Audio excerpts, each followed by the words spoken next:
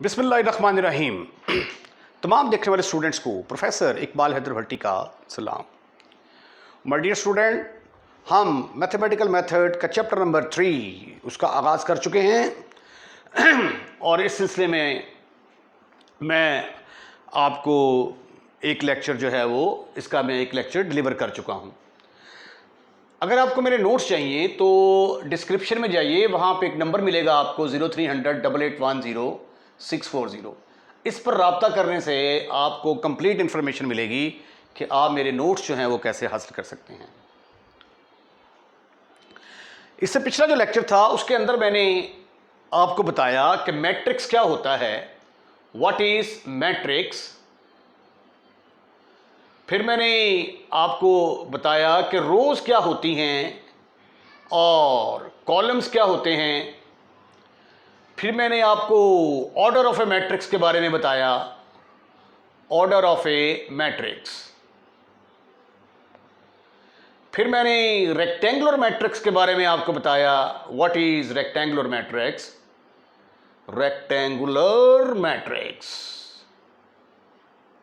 Square matrix के बारे में बताया और फिर मैंने कहा था कि स्क्वायर मैट्रिक्स का बड़ा इंपॉर्टेंट रोल है मैट्रिसेस के अंदर। मैंने आपको रो वेक्टर या रो मैट्रिक्स के बारे में बताया, मैंने आपको कॉलम मैट्रिक्स के बारे में बताया,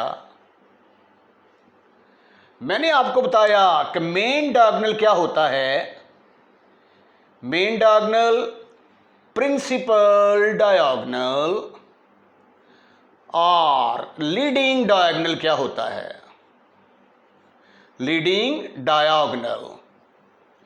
और फिर इन द एंड मैंने आपको बताया कि what is diagonal matrix, diagonal matrix क्या होता है। ये सारी की सारी चीजें जो है ये मैं आपको पिछले लेक्चर में बता चुका हूं। ये पिछले लेक्चर का तसलसल है। आज जो डेफिनेशन मैं आपके साथ डिस्कस करने जा रहा हूं वो है स्केलर मैट्रिक्स की, कि स्केलर मैट्रिक्स क्या होता है। अगर आपको डायगोनल मैट्रिक्स की डेफिनेशन याद है तो इसकी डेफिनेशन उससे मिलती जुलती है, बस थोड़ा सा फर्क है। Let A is equal to A I J be a square matrix of order N. पहली बात तो ये है कि ये आपके पास एक ऐसा मैट्रिक्स है जिसका ऑर्डर n है, यानी इसकी n रोज हैं और n कॉलम है। अच्छा, जब हम मैट्रिक्स लिखते हैं ना, ये देखें ज़रा, ये ज़रा आपको ज़्यादा अच्छी समझ आएगी।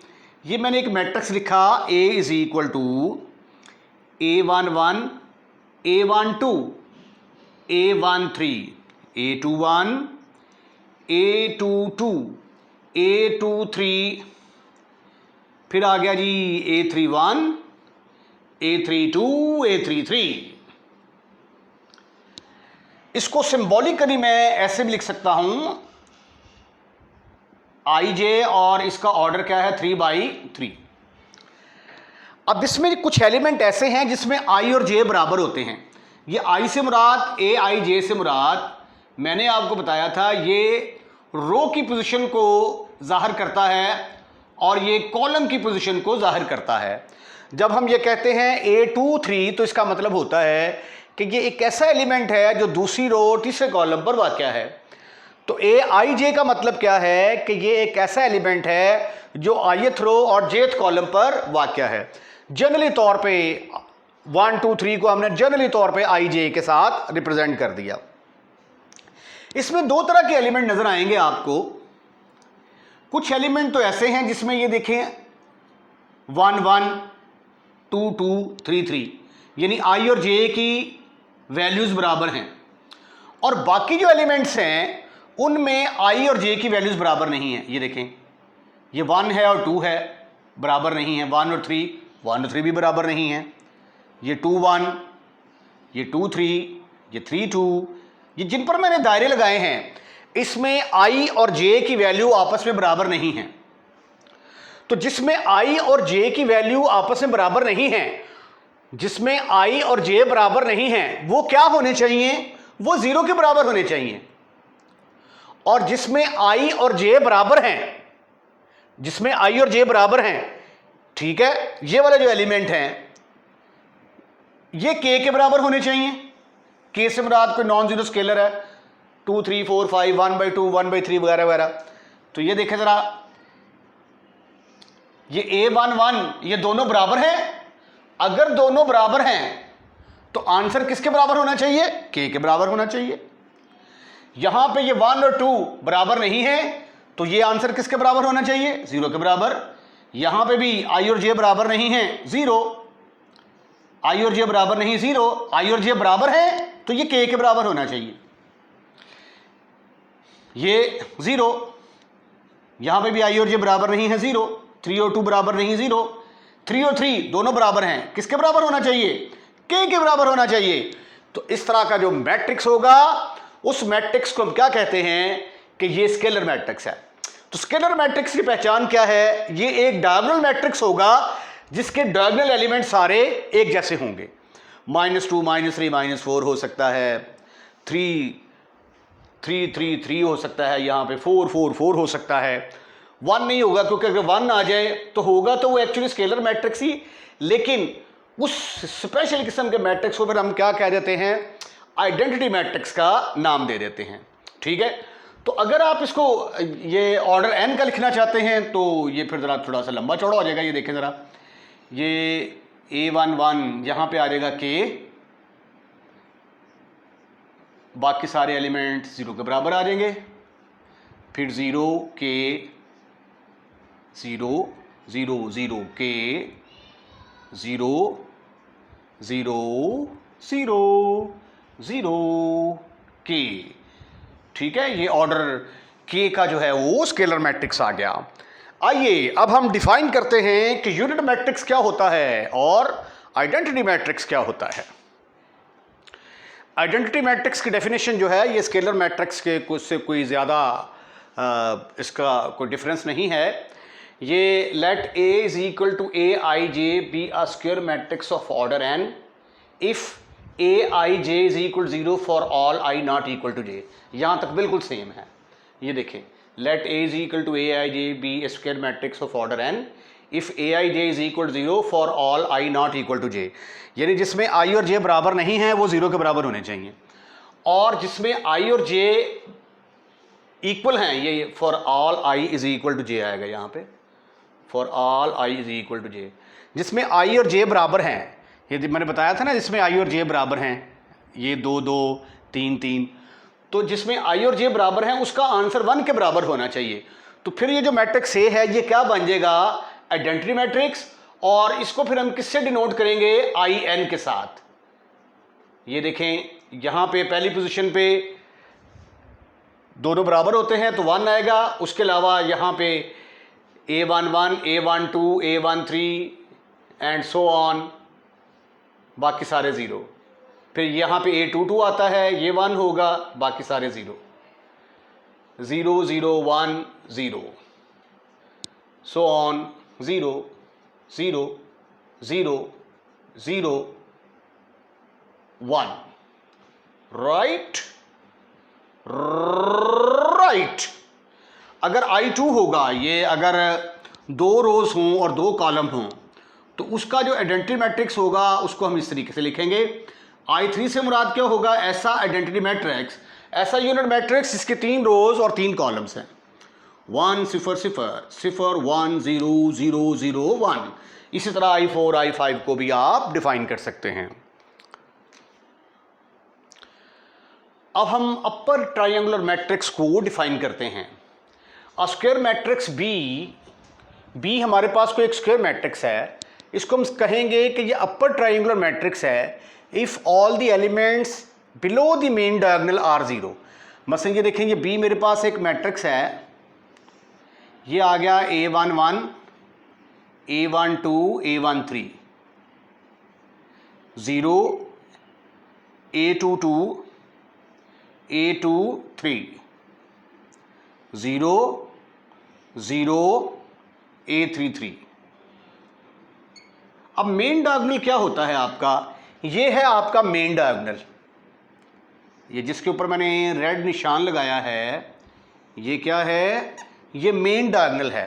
तो मेन डायगोनल के नीचे जो एलिमेंट है सारे वो क्या होने चाहिए, जीरो होने चाहिए।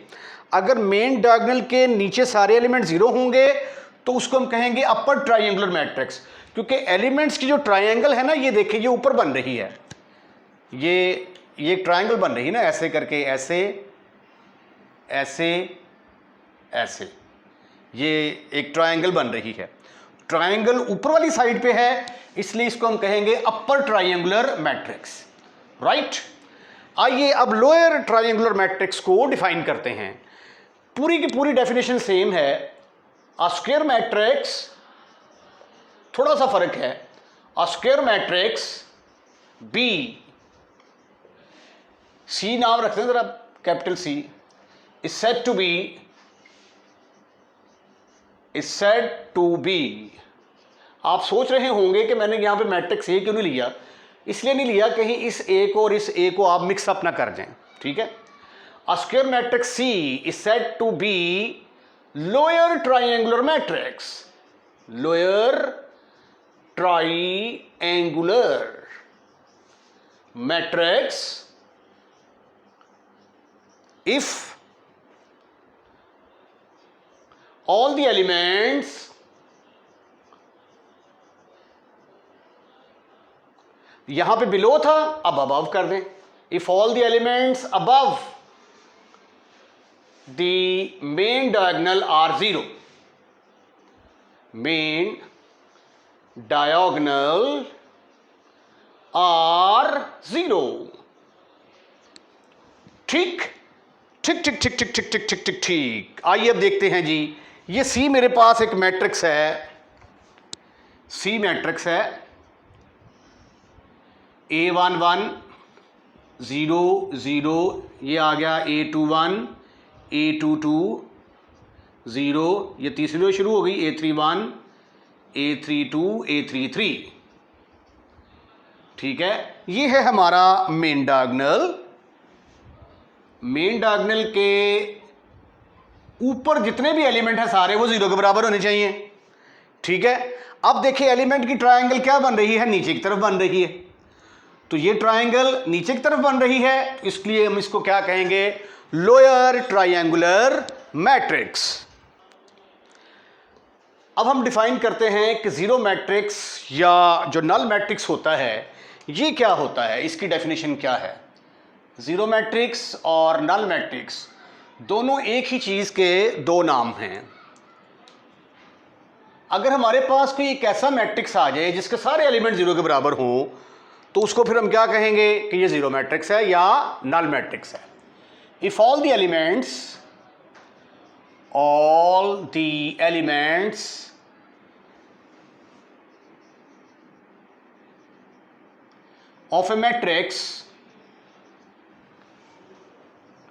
of a matrix are zero, then the matrix is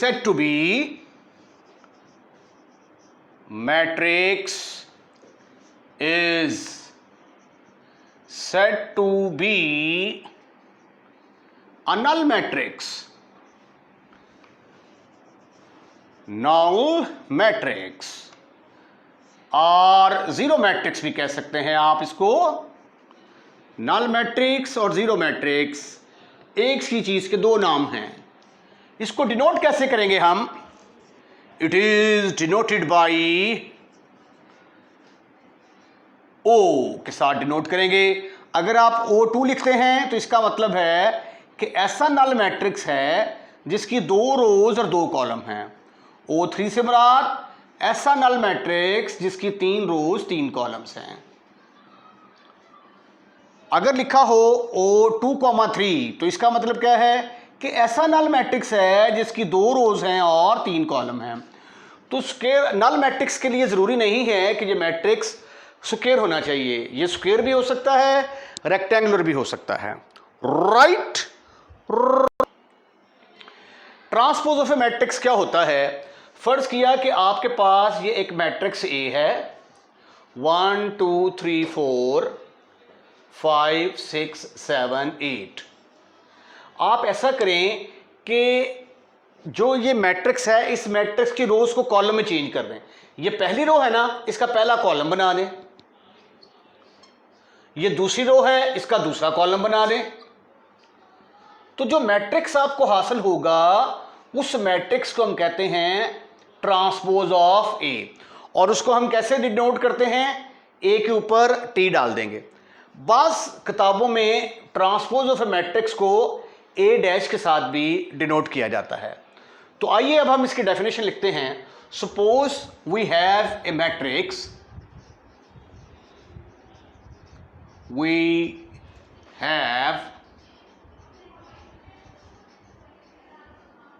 have a matrix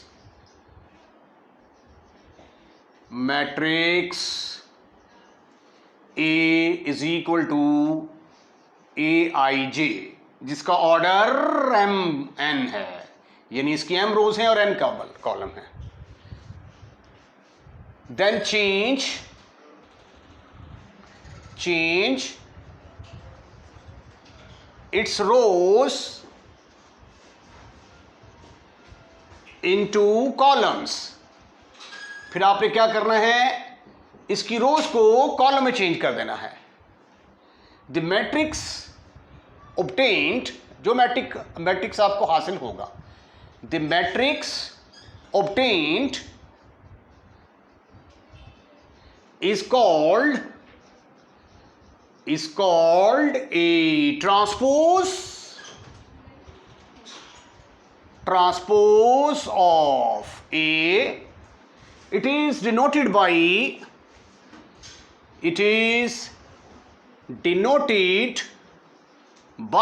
कैसे डिनोट करेंगे आप इसको? AT ऐसे लिख के फिर आपने क्या करना है कि ये जो AIJ मैट्रिक्स है आपका, इसमें जो रोज हैं वो कॉलम में चेंज हो जाएंगी और कॉलम रोज में चेंज हो जाएंगे। अच्छा ये देखें, ये मेरे पास ट्रांसपोज ऑफ ए मैट्रिक्स आ गया। अब चूंकि ये रो की पोजीशन को और ये कॉलम की पोजीशन को चेंज रिप्रेजेंट करता है, तो जब ट्रांसपोज लेंगे तो ये AJI बन जाएगा। मतलब फॉर एग्जांपल फ़र्ज़ किया कि मेरे पास ये एक मैट्रिक्स है A11 A12 A13 A21 A22 A23 A31 A32 A33। ये एक मैट्रिक्स है मेरे पास, इसका मैं लेता हूं ट्रांसपोज, तो वो किसके बराबर आएगा? ये पहली रो है, पहली रो को पहले कॉलम में चेंज कर देंगे हम। A11 A12 A13। अब दूसरी रो को दूसरे कॉलम में चेंज कर देंगे तो बनेगा A21 A22 A23। ये बनेगा फिर A31 A32 A33। तो ये देखें जरा, ये 1 2 था तो ये 2 1 हो गया, ये 1 3 था ये 3 1 हो गया, ये 2 1 था ये 1 2 हो गया। यानी आई की जगह जे ने ले ली, जे की जगह आई ने ले ली। तो ये जो मैट्रिक्स हासिल हुआ है इसको हम क्या कहेंगे कि ये ट्रांसपोज ऑफ ए मैट्रिक्स है। तो सिंपल आपने क्या करना है कि जो भी मैट्रिक्स आपको दिया होगा उसकी रोज को कॉलम में चेंज कर दो या कॉलम को रोज में चेंज कर दो, बात एक ही है। एक और इंपॉर्टेंट डेफिनेशन को डिस्कस करते हैं, इसका भी आगे क्वेश्चंस के अंदर भी इसका जो है ये इस्तेमाल आएगा। सिमेट्रिक मैट्रिक्स क्या होता है? बाज़ का तो ऐसा होता है कि हमारे पास कोई मैट्रिक्स है, हम उस मैट्रिक्स का ट्रांसपोज लेते हैं, तो ट्रांसपोज लेने के बाद दोबारा वही मैट्रिक्स आ जाता है। बस ये मैट्रिक्स है मेरे पास A, इसका ट्रांसपोज लिया, ट्रांसपोज लेने के बाद अगर ये दोबारा A के बराबर आ जाए तो इस तरह का जो मैट्रिक्स होता है उस मैट्रिक्स को हम कहते हैं ट्रांसपोज सिमेट्रिक मैट्रिक्स। सॉरी, तो डेफिनेशन इसकी क्या होगी? अ square matrix A, a square matrix A, कहीं आप इसे कोई से ए से मिक्स ना कर दें, इसको छोटा स्मॉल लिख लेते हैं। A square matrix A is said to be symmetric, is said to be symmetric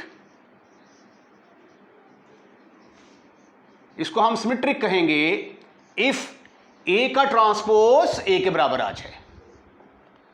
ठीक है, अब मैं आपको सिमेट्रिक मैट्रिक्स बनाने का आर्ट सिखाता हूं कि आप सिमेट्रिक मैट्रिक्स कैसे बना सकते हैं। मसलन ये देखिए, मेरे पास एक मैट्रिक्स है ए, यहां पे पहली रो में जो दिल करता है आपका अपनी तरफ से कोई भी 2-3 एलिमेंट लिखते हैं, 1 2 3 फर्ज किया मैंने लिख दिया। जो मैंने पहली रो में लिखा है वही मैं पहले कॉलम में लिखूंगा 1 2 3। उसके बाद ये 2 स्पेसेस खाली हैं, यहां पे आप ऐसा करें कि कोई से 2 एलिमेंट और लिख दें। मसलन मैंने यहां पे लिख दिया 4 और यहां पे लिख दिया 5, और जो मैं इधर लिखूंगा 4 5 वही मैं इधर भी लिखूंगा 4 5। अब एक स्पॉट मेरे पास बच गया है, यहां पे जो दिल करता है आपका लिख दें आप। मैंने फर्ज कर दिया 6 लिख दिया। ठीक है, अब आप इस मैट्रिक्स का ट्रांसपोज लेके देखें, taking transpose, taking transpose, transpose लेंगे आप। ट्रांसपोज लेने का तरीका क्या है, ये पहली रो है 1 2 3, इसको पहला कॉलम बना दो। ये दूसरी रो है 2 4 5, इसको दूसरा कॉलम बना दो। ये तीसरी रो 3 5 6 को तीसरा कॉलम बना दो। अरे वाह, क्या बात है, ये क्या है, ये तो मैट्रिक्स ए के बराबर है। तो ए ट्रांसपोज किसके बराबर आ गया, ए के बराबर आ गया। तो फिर ए को हम क्या कहेंगे, symmetric. Therefore A is symmetric. ये स्क्वायर मैट्रिक्स की स्पेशल टाइप है। अगर ये मैट्रिक्स जो है ये स्क्वायर नहीं होगा तो सिमेट्रिक कभी नहीं हो सकता। आइए एक एग्जांपल इसकी और बनाने की कोशिश करते हैं।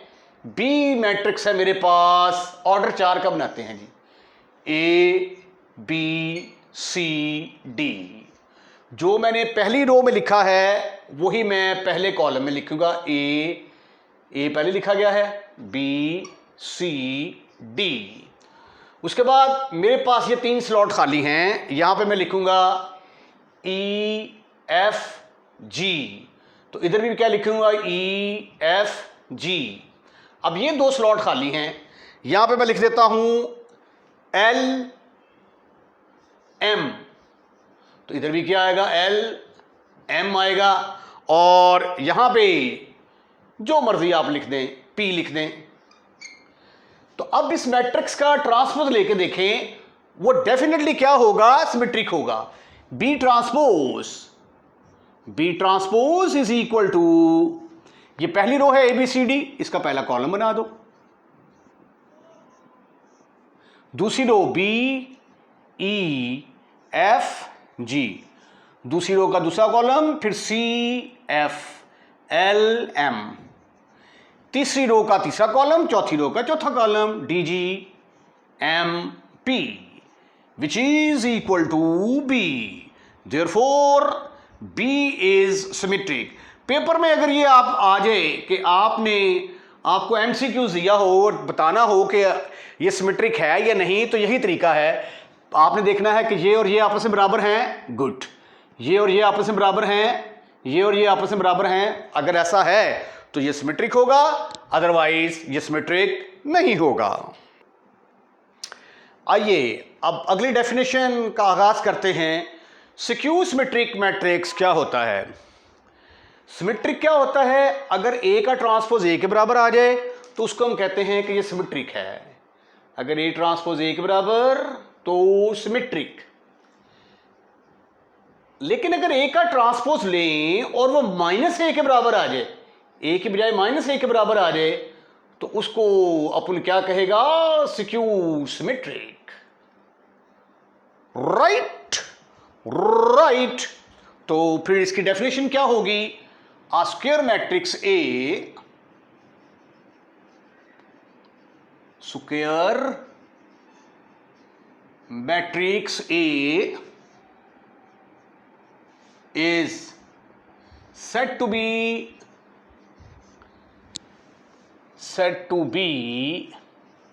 skew symmetric.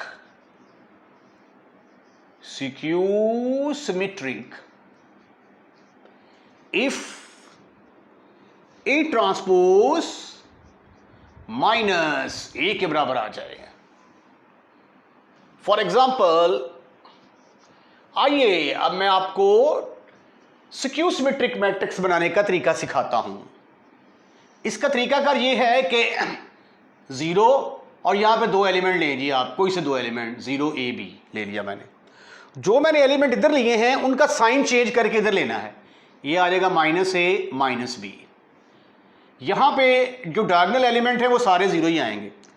दो स्पॉट बचे थे ना, एक ये वाला और एक ये वाला। यहां पे तो जीरो आएगा, यहां पे कोई भी आप एलिमेंट लिखते हैं। फर्ज कर दिया मैंने, लिख दिया सी, और यहां पे क्या आएगा, इसका साइन चेंज करके माइनस सी, और यहां पे जीरो। अब ये मैट्रिक्स सेम है मेरे पास, इसका ट्रांसपोज लें जरा, टेकिंग ट्रांसपोज। जब हम इस मैट्रिक्स का ट्रांसपोज लेंगे तो ट्रांसपोज कैसे लेते हैं, रोज को कॉलम में चेंज कर दिया जाता है। ये पहली रो है, इसको पहले कॉलम में चेंज कर देंगे हम। ये दूसरी रो है, इसको दूसरे कॉलम में चेंज करेंगे हम। ये तीसरी रो है, इसको अपन तीसरे कॉलम में चेंज करेगा। अब taking minus common, taking -1 common. जब आप -1 कॉमन लेंगे तो अंदर जो है जितने भी एलिमेंट हैं सबके साइन चेंज हो जाएंगे। A transpose is equal to -1 या -a की बात है। ठीक ठीक ठीक ठीक ठीक ठीक, अंदर साइन चेंज करें। ये क्या आ जाएगा, 0ab -a 0c -b -c 0। अरे वाह क्या बात है, ये तो दोबारा ए के बराबर आ गया। लुक एट दिस वन, इसको गौर से देखो और इसको गौर से देखो, बोथ आर सेम, एक ही चीज है ये। ठीक है, तो पद साबित हुआ कि ए ट्रांसपोज किसके बराबर है, A transpose is equal to -a। तो फिर ए को क्या कहेंगे, A is skew symmetric, skew symmetric. इसी तरह अगर आप चाहें तो ऑर्डर 4 का भी बना सकते हैं, 0 1 2 3 -1 -2 -3 0 4 5 4 5 माइनस के आगे। अगर इधर -4 -5 लेना है तो फिर इधर प्लस लेना पड़ेगा। ठीक ठीक ठीक ठीक ठीक ठीक ठीक ठीक, ये 6 आ गया, ये -6, यहां पे जो मर्जी यहां पे 0 आएगा। वैसे तो इसकी पोजीशन चेंज नहीं होनी होती, लेकिन चूंकि माइनस लेना है तो फिर वो साइन में फ़र्क आ जाता है, तो डायगोनल एलिमेंट आपने 0 ही लेने हैं। इसके साथ ही आज का लेक्चर हम यहीं पे वाइंड अप करते हैं।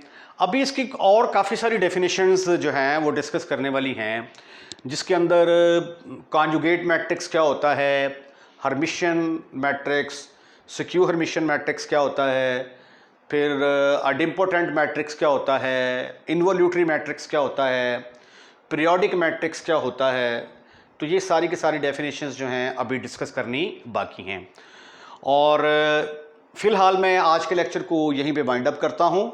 अगर आपको हमारी वीडियो पसंद आई है, अगर आपने इसको शुरू से लेकर आखिर तक देखा है, तो डेफिनेटली ये सीरीज़, ये जो है लेक्चर आपको डेफिनेटली पसंद आया होगा। और अगर आपको ये पसंद आया है तो इसको लाइक ज़रूर कीजिएगा, क्योंकि जब आप लाइक करते हैं तो देख के बड़ी खुशी होती है कि जो मेहनत हमने की है वो बहुत सारे लोगों को पसंद आई है। इससे हमारी हौसला अफजाई होती है और दिल बड़ा खुश होता है देख के, एक एनर्जी आ जाती है। ठीक है, उसके बाद फिर अगर आपने मेरा चैनल सब्सक्राइब कर दिया है तो मैं इंतहाई शुक्रगुजार हूँ आपका। और अगर आपने मेरा चैनल सब्सक्राइब नहीं किया तो बराए मेहरबानी सबसे पहले आप मेरा चैनल सब्सक्राइब करें। चैनल सब्सक्राइब करना बड़ा आसान है। जब आप वीडियो वॉच कर रहे होते हैं तो रेड कलर का लिखा हुआ आ रहा होता है सब्सक्राइब। जस्ट आपने ऐसे करके सब्सक्राइब लिखा होगा, ऐसे करके आपने उसको टच करना है। टच करने से जो है वो चैनल जो है वो सब्सक्राइब हो जाएगा।